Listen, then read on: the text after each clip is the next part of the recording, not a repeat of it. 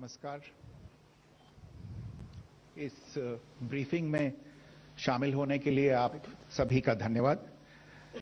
जैसा कि आप सभी जानते हैं, 22 अप्रैल 2025 को लश्कर-ए-तैयबा से संबंधित पाकिस्तानी और पाकिस्तान प्रशिक्षित आतंकवादियों ने भारत में जम्मू और कश्मीर के पहलगाम में भारतीय पर्यटकों पर बर्बरतापूर्ण हमला किया। 25 भारतीयों और एक नेपाली नागरिक को कायरतापूर्ण मौत के घाट उतार दिया गया। मुंबई के 26 नवंबर 2008 के हमलों के बाद यह भारत में हुई किसी आतंकवादी हमले में मारे गए आम नागरिकों की संख्या की दृष्टि से सबसे गंभीर घटना है। पहलगाम का हमला अत्यधिक बर्बरतापूर्ण था, जिसमें वहां मौजूद लोगों को करीब से और उनके परिवारों के सामने सिर पर गोली मारी गई।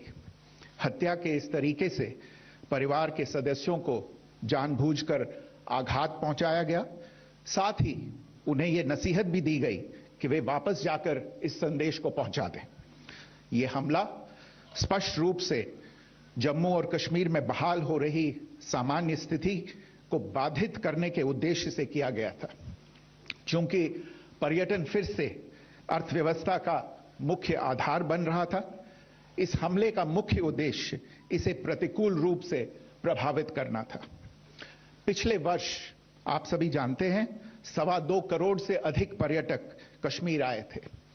इस हमले का मुख्य उद्देश्य इसलिए संभवतः यह था कि इस संघ राज्य क्षेत्र में विकास और प्रगति को नुकसान पहुंचाकर इसे पिछड़ा बनाए रखा जाए और पाकिस्तान से लगातार होने वाले सीमा पार आतंकवाद के लिए उपजाऊ जमीन बनाने में सहायता की जाए। हमले का यह तरीका जम्मू और कश्मीर और शेष राष्ट्र दोनों में सांप्रदायिक दंगे भड़काने के उद्देश्य से भी प्रेरित था। इसका श्रेय सरकार और भारत के सभी नागरिकों को दिया जाना चाहिए कि इन प्रयासों को विफल कर दिया गया। एक समूह ने खुद को रेजिस्टेंस फ्रंट टीआरएफ कहते हुए इस हमले की जिम्मेदारी ली है। यह समूह संयुक्त राष्ट्र द्वारा प्रतिबंधित पाकिस्तानी आतंकवादी समूह लश्कर-ए-तैयबा से जुड़ा हुआ है। यह उल्लेखनीय है कि भारत ने मई और नवंबर 2024 में संयुक्त राष्ट्र की 1267 कमेटी की सैंक्शंस मॉनिटरिंग टीम को अर्धवार्षिक रिपोर्ट प्रस्तुत की थी, जिसमें टीआरएफ के बारे में साफ इनपुट दिए गए थे। इससे पाकिस्तान स्थित आतंकवादी समूहों के लिए कवर के रूप में टीआरएफ की भूमिका सामने आई थी। इससे पहले भी दिसंबर 2023 में भारत ने इस टीम को लश्कर-ए-तैयबा और जैश-ए-मोहम्मद के बारे में सूचित किया था, जो टीआरएफ जैसे छोटे आतंकवादी समूहों के माध्यम से अपनी गतिविधियों को संचालित कर रहे हैं। इस संबंध में 25 अप्रैल को यूएन सिक्योरिटी काउंसिल प्रेस वक्तव्य में टीआरएफ के संदर्भ को हटाने के लिए पाकिस्तान के दबाव पर भी ध्यान दिया जाना चाहिए। पहलगाम आतंकवादी हमले की जांच से पाकिस्तान के साथ आतंकवादियों के संपर्क उजागर हुए हैं। रेजिस्टेंस फ्रंट द्वारा किए गए दावे और लश्कर-ए-तैयबा से ज्ञात सोशल मीडिया हैंडल द्वारा इसको रीपोस्ट किया जाना इसकी पुष्टि करता है। चश्मदीद गवाहों और विभिन्न जांच एजेंसियों को उपलब्ध अन्य सूचनाओं के आधार पर हमलावरों की पहचान भी हुई है। हमारी इंटेलिजेंस ने इस टीम के योजनाकारों और उनके समर्थकों की जानकारी जुटाई है। इस हमले की रूपरेखा भारत में सीमा पार आतंकवाद को अंजाम देने के पाकिस्तान के लंबे ट्रैक रिकॉर्ड से भी जुड़ी हुई है, जिसके लिखित और स्पष्ट दस्तावेज उपलब्ध हैं। पाकिस्तान दुनिया भर में आतंकवादियों के लिए एक शरण स्थल के रूप में पहचान बना चुका है। यहां अंतर्राष्ट्रीय स्तर पर प्रतिबंधित आतंकवादी सजा पाने से बचे रहते हैं। इसके अलावा पाकिस्तान ने इस मुद्दे पर विश्व और फाइनेंशियल एक्शन टास्क फोर्स जैसे अंतर्राष्ट्रीय मंचों को जानबूझकर गुमराह करने के लिए भी जाना जाता है। साजिद मीर का मामला, जिसमें इस आतंकवादी को पाकिस्तान ने मृत घोषित कर दिया था और फिर अंतर्राष्ट्रीय दबाव के परिणाम स्वरूप वो जीवित पाया गया, इसका सबसे स्पष्ट उदाहरण है। ये स्वाभाविक है कि पहलगाम में हुए इस हमले से जम्मू और कश्मीर के साथ साथ भारत के अन्य भागों में भी आक्रोश देखा गया। हमलों के बाद भारत सरकार ने स्वाभाविक रूप से पाकिस्तान के साथ संबंधों को लेकर कुछ कदम उठाए। आप सभी उन निर्णयों से अवगत हैं जिसकी घोषणा 23 अप्रैल को की गई थी। तथापि यह आवश्यक समझा गया कि 22 अप्रैल के हमले के अपराधियों और उनके योजनाकारों को न्याय के कटघरे में लाया जाए। हमलों के एक पखवाड़े के बाद भी पाकिस्तान द्वारा अपने क्षेत्र या अपने नियंत्रण वाले क्षेत्रों में आतंकवादियों की इंफ्रास्ट्रक्चर के विरुद्ध कार्रवाई करने के लिए कोई स्पष्ट कदम नहीं उठाया गया है। उल्टे वो इनकार करने और आरोप लगाने में ही लिप्त रहा है। पाकिस्तान आधारित आतंकवादी मॉड्यूल्स पर हमारी खुफिया निगरानी ने संकेत दिया है कि भारत के विरुद्ध आगे भी हमले हो सकते हैं। अतः इनको रोकना और इनसे निपटना दोनों को बेहद आवश्यक समझा गया। आज सुबह, जैसा कि आपको ज्ञात होगा, भारत ने इस तरह के सीमा पार हमलों का जवाब देने और उन्हें रोकने तथा उनका प्रतिरोध करने के अपने अधिकार का प्रयोग किया है। ये कार्यवाही नपीतुली, नॉन एस्केलेटरी, आनुपातिक और जिम्मेदारीपूर्ण है। ये आतंकवाद की इंफ्रास्ट्रक्चर को समाप्त करने और भारत में भेजे जाने वाले संभावित आतंकवादियों को अक्षम बनाने पर केंद्रित है। आपको यह भी स्मरण होगा कि 25 अप्रैल 2025 को संयुक्त राष्ट्र सुरक्षा परिषद ने पहलगाम आतंकवादी हमले पर एक प्रेस वक्तव्य जारी किया था, जिसमें आतंकवाद के इस निंदनीय कार्य के अपराधियों, आयोजकों, फाइनेंसरों और प्रायोजकों को जवाबदेह ठहराने और उन्हें न्याय के दायरे में लाने की आवश्यकता पर जोर दिया गया था। भारत की आज की इस कार्रवाई को इसी संदर्भ में देखा जाना चाहिए। Good morning. Thank you all for joining this briefing. As you are all aware, on April 22, 2025, Pakistani and Pakistan-trained terrorists belonging to the Lashkar-e-Taiba carried out a savage attack on Indian tourists at Pahalgam in Jammu and Kashmir in India. They murdered 26 people, including one national of Nepal, causing the largest number of civilian casualties in a terrorist attack in India since the 26 November 2008 attacks in Mumbai. The attack in Pahalgam was marked by extreme barbarity, with the victims mostly killed with headshots from close range and in front of their families. Family members were deliberately traumatized through the manner of the killing, accompanied by the exhortation that they should take back the message. The attack was clearly driven by the objective of undermining the normalcy returning to Jammu and Kashmir. In particular, it was designed to impact the mainstay of the economy, tourism, with a record 23 million tourists visiting the valley last year. The calculation presumably was that harming growth and development in the Union territory would help keep it backward and create fertile ground for continued cross-border terrorism from Pakistan. The manner of the attack was also driven by an objective of provoking communal discord, both in Jammu and Kashmir and the rest of the nation. It is to the credit of the government and the people of India that these designs were foiled. A group calling itself the Resistance Front has claimed responsibility for the attack. This group is a front for the UN-proscribed Pakistani terrorist group Lashkar-e-Taiba. It is notable that India had given inputs about the TRF in the half-yearly report to the monitoring team of the UN's 1267 Sanctions Committee in May and November 2024, bringing out its role as a cover for Pakistan-based terrorist groups. Earlier too, in December 2023, India had informed the monitoring team about Lashkar and Jaish-e-Mohammed operating through small terror groups such as the TRF. Pakistan's pressure to remove references to TRF in the April 25 UN Security Council press statement is notable in this regard. Investigations into the Pahalgam terror attack have brought out the communication notes of terrorists in and to Pakistan, the claims made by the Resistance Front and their reposting by known social media handles of the Lashkar-e-Taiba speak for themselves. Identification of the attackers based on eyewitness accounts as well as other information available to law enforcement agencies has also progressed. Our intelligence has developed an accurate picture of the planners and backers of this team.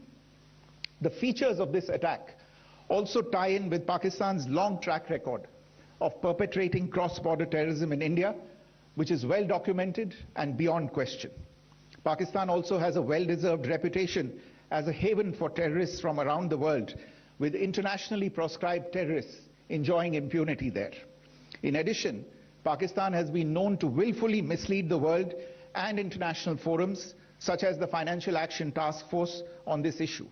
The Sajid Mir case, in which this terrorist was declared dead, and then, in response to international pressure, brought back to life, found alive and arrested, is the most glaring example.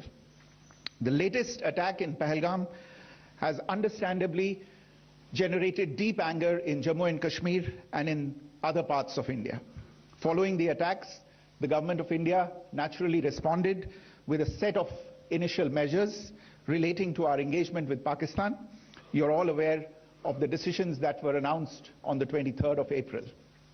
However, it was deemed essential that the perpetrators and planners of the 22nd April attack be brought to justice. Despite a fortnight having passed since the attacks, there has been no demonstrable step from Pakistan to take action against the terrorist infrastructure on its territory or on territory under its control. Instead, all it has indulged in are denials and allegations. Our intelligence monitoring of Pakistan-based terrorist modules indicated that further attacks against India were impending. There was thus a compulsion both to deter and to preempt. Earlier this morning, as you would be aware, India exercised its right to respond and preempt as well as deter more such cross-border attacks.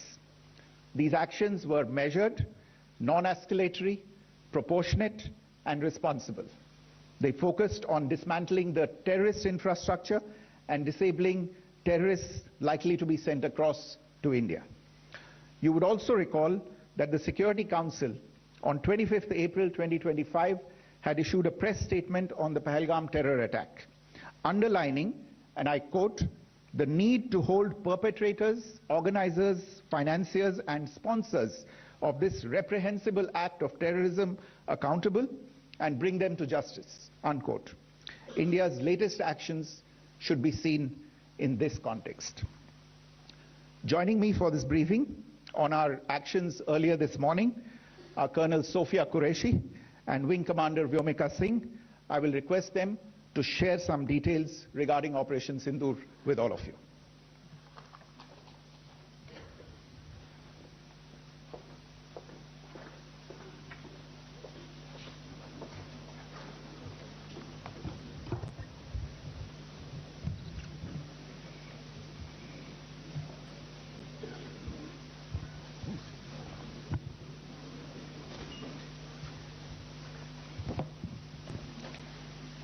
सुप्रभात देवियों और सज्जनों, मैं colonel Sophia Qureshi और मेरे साथ wing commander Vyomika Singh आज आपको 6 से 7 मई 2025 की रात 1:05 से 1:30 बजे के बीच भारतीय सशस्त्र बलों द्वारा अंजाम दिए गए ऑपरेशन सिंदूर के बारे में जानकारी देंगे।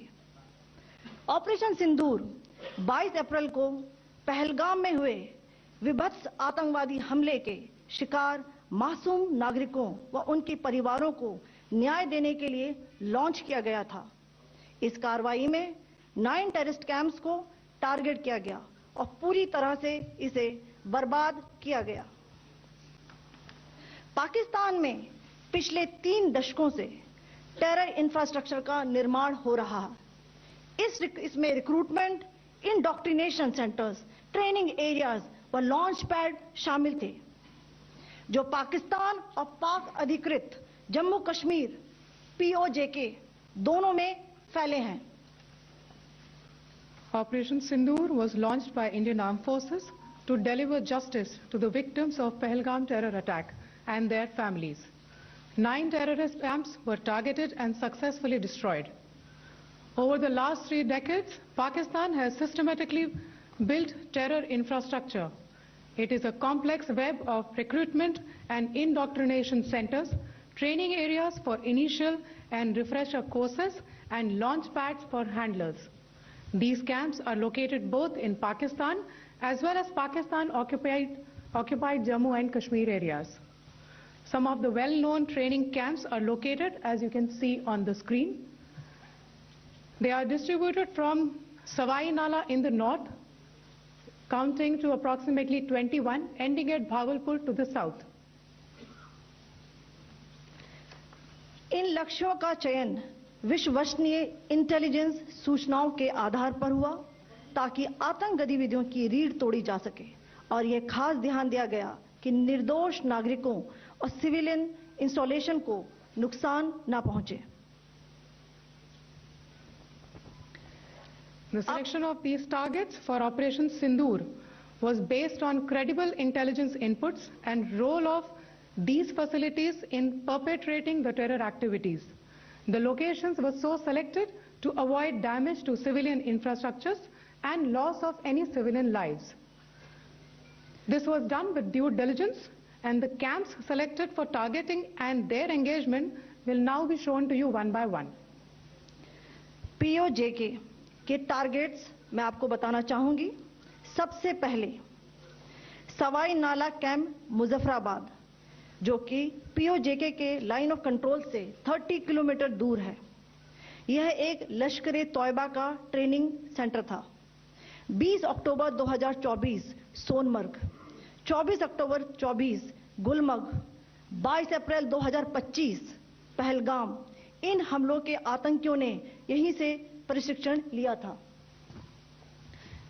सैयदना बिलाल कैंप मुजफ्फराबाद, यह एक जैश ए मोहम्मद का स्टेजिंग एरिया है। यह हथियार, विस्फोटक और जंगल सर्वाइवल ट्रेनिंग का केंद्र भी था। गुलपुर कैंप कोटली, यह LOC से 30 किलोमीटर दूर था। लश्कर ए तौयबा का बेस था, जो रजौरी, पुंछ में सक्रिय था। 20 अप्रैल 2023 को पुंछ में और 9 जून 2024 को तीर्थ यात्रियों के बस हमले में यहीं से आतंकी को ट्रेन किया गया था।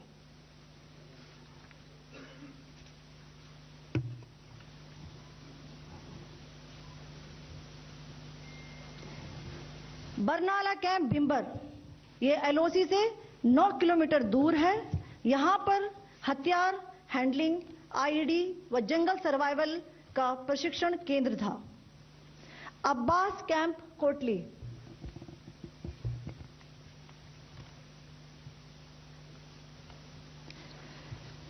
यह LOC से 13 किलोमीटर दूर है। लश्कर ए तौयबा का फिदाइन यहां तैयार होता था।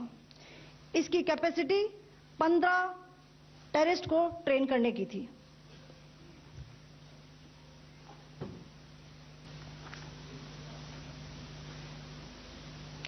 अब मैं पाकिस्तान के अंदर के टारगेट से अवगत कराना चाहूंगी। पहला, सर्जल कैंप सियालकोट, यह अंतर्राष्ट्रीय सीमा से 6 किलोमीटर की दूरी पर है, सांबा कठुआ के सामने।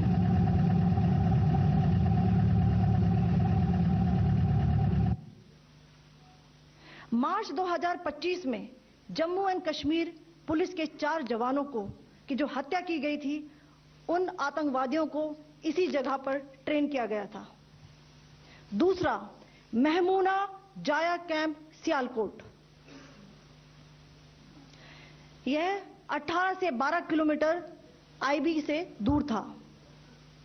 हिजबुल मुजाहिदीन का बहुत बड़ा कैंप था। ये कठुआ जम्मू क्षेत्र में आतंक फैलाने का नियंत्रण केंद्र था।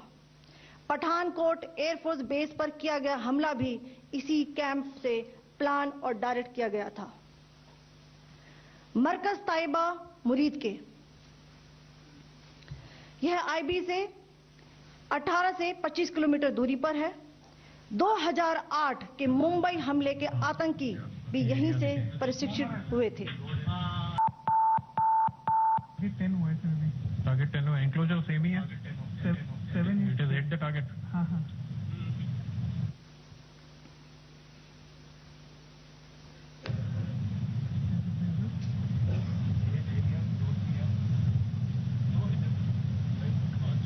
आ गया सर,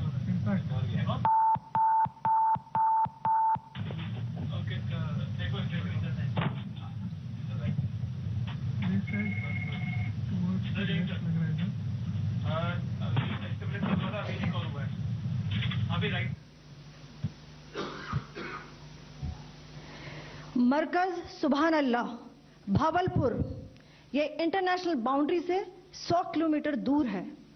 जैश-ए मोहम्मद का मुख्यालय था। यहां पर रिक्रूटमेंट, ट्रेनिंग व इंडोक्ट्रिनेशन का केंद्र भी था। शीर्ष आतंकी अक्सर यहां आते थे। मैं आप सबको बताना चाहती हूं कि किसी भी सैन्य ठिकाने का निशाना नहीं बनाया गया और अभी तक किसी तरह की नागरिक क्षति की रिपोर्ट नहीं है। धन्यवाद। जय Hind. The strike on the terror camps were undertaken through precision capability, as shown to you. A niche technology weapons with careful selection of warheads was ensured so that there will be no collateral damage. The point of impact in each of the target was a specific building or a group of buildings. All the targets were neutralized with clinical efficiency, and the results reiterate the professionalism of the Indian Armed Forces in the planning and execution of their operations. No military establishments were targeted. India has demonstrated considerable restraint in its response. However, it must be said that the Indian Armed Forces are fully prepared to respond to Pakistani misadventures, if any, that will escalate the situation. Jai Hind, and thank you very much. Ladies and gentlemen, friends in the media, I ask your indulgence today in view of the fact that this is still an evolving situation. We will therefore not be able to take questions and answers today, but we will come back for more updates and more briefings shortly. Thank you all very much for joining us.